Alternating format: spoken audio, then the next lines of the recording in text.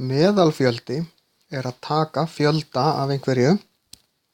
Þá þurfum við, ef við tækjum til dæmis fjölda matvörubúða í einhverjum sveitarfélögum, það eru kannski 5 í einu sveitarfélagi, 3 í öðru og 1 í því þriðja, að þá getum við reiknað meðalfjölda matvörubúða í þessum 3 sveitarfélögum og þá erum við að finna bara meðaltal.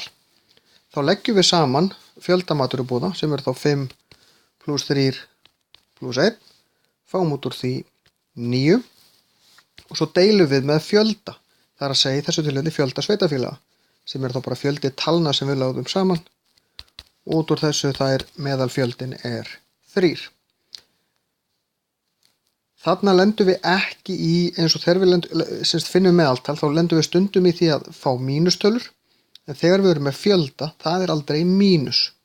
Af því að þegar við erum að telja eitthvað, þá lendum við aldrei í mínus með það, þannig að þetta er alltaf plústölur í meðalfjölda, en í meðaltali geta þetta alveg verið mínustölur og þá drögum við þar frá en leggjum þar ekki við.